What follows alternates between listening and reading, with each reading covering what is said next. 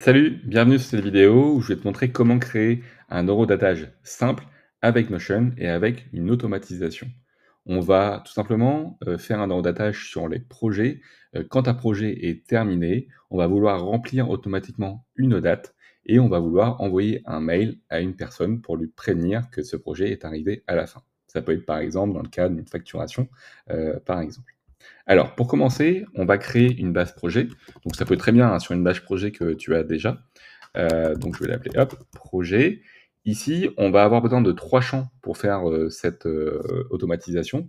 Bien sûr, toi, tu peux en avoir beaucoup plus, hein. L'idée, là, c'est uniquement que je te montre une automatisation hyper simple à faire de ton côté, sachant que les automatisations sont disponibles uniquement sur les plans payants de Notion. Alors, pour créer les 3 propriétés qu'on a besoin, on va avoir la propriété nom qui est déjà. On va avoir du coup une propriété date qu'on va appeler date de finalisation. Hop. Et on va ajouter une autre propriété qui est tout simplement un statut. Voilà.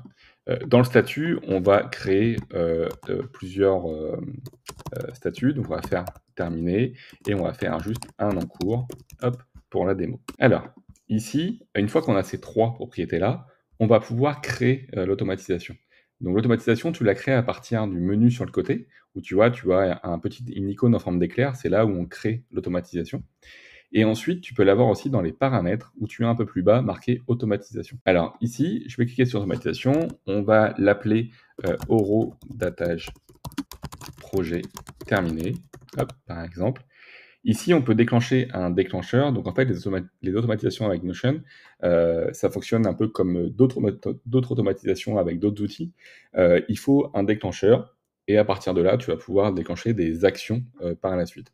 Donc, l'événement qui va être déclenché, c'est du coup soit un événement qui vient, on a modifié n'importe quelle propriété, soit c'est parce qu'il y a eu un ajout d'une page et ça va déclencher telle ou telle chose, soit on peut répéter du coup, il y a un événement quand il se passe. Ensuite, on a la possibilité aussi d'ajouter une automatisation, en tout cas un déclencheur, sur des propriétés qui ont été modifiées. Si par exemple, on a la propriété justement de statut, donc on va aller sur statut, on va mettre terminé ici. Donc là maintenant, ça nous dit que dès que la propriété statut est modifiée sur un élément de la base de données, il va déclencher du coup les actions qui sont justement situées en dessous.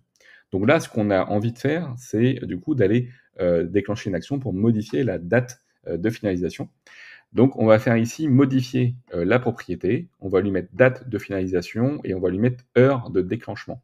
Alors on peut aussi lui mettre uniquement la date, mais il n'aura pas l'heure et du coup pour un eurodatage, du coup dans l'exemple, on veut aussi avoir l'heure. Donc on va faire heure de déclenchement. On va montrer pour voir si ça fonctionne, donc on va faire un test.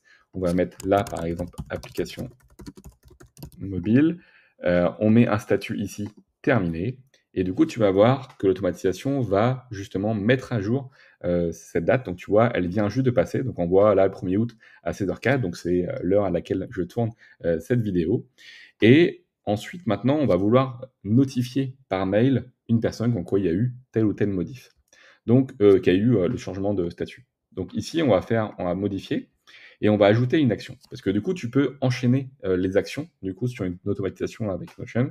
Donc, par exemple, tu peux ajouter, dire, bah, une fois que le projet est passé en terminé, tu ajoutes un élément de facturation dans la base de données facturation du projet. Ça, tu peux le faire avec justement cette action-là. Tu peux aussi aller dire, bah, maintenant que le projet il est terminé, va me modifier toutes les tâches en rapport pour dire que du coup, elles sont terminées. Peut-être qu'il en restait qui étaient en cours et qui n'ont pas forcément été mis à jour, et donc tu peux les mettre tous en terminé. Tu peux aller aussi envoyer une notification. Donc ça, c'est plus la notification via Notion, du coup, et qui peut faire écho sur le téléphone aussi, si tu as configuré les notifications. Ensuite, tu as la notification par email. Et donc, c'est ça qui va nous intéresser. Tu peux aussi faire une notification sur Slack. Et donc, nous, ça a une notification par email. Là, je vais sélectionner mon adresse mail ici. Je vais mettre justement ici. Donc, tu vois, tu as envoyé un mail à partir d'eux. Donc, ça, c'est mon adresse pro. Tu peux là faire un peu comme un mail assez habituel, hein. Tu vas pouvoir configurer le CC, le CCI. Tu vas pouvoir configurer l'objet, le message, le nom qui est affiché et comment la personne répond à ce message qu'elle vient de recevoir. Donc, par exemple, ici, nous, on va tout simplement, avec l'arrobase, faire du coup, on va dire que c'est, le nom, du projet qui est passé, passage en terminé. Hop. Donc là, tu as vu, on a utilisé une variable à partir de cet élément-là où on peut aller chercher les propriétés, du projet. Ici, dans le message, on va pas s'embêter pour la démo, on va juste reprendre, du coup, voilà, la date, le nom.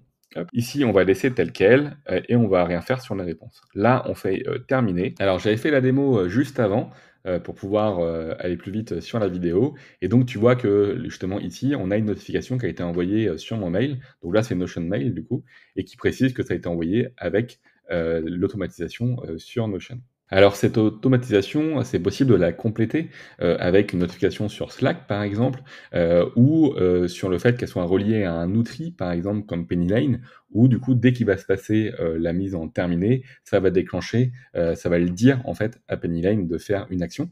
Donc ça, c'est avec un webhook, on pourra le voir dans une autre, vidéo. Les notifications, les automatisations avec Notion, sont devenues de plus en plus, complètes à travers le temps. Il y avait vraiment pas mal de limitations, par le passé. Aujourd'hui, il y en a de plus en plus qui sont levées, notamment avec les webhooks. Si jamais tu as des questions autour des automatisations, n'hésite pas à me contacter, ou à répondre, du coup à cette vidéo, et ou à consulter le site internet, de Notion Explore où je détaille beaucoup de contenu écrit et du tutoriel, sur Notion. Et pour moi, je te dis à la prochaine.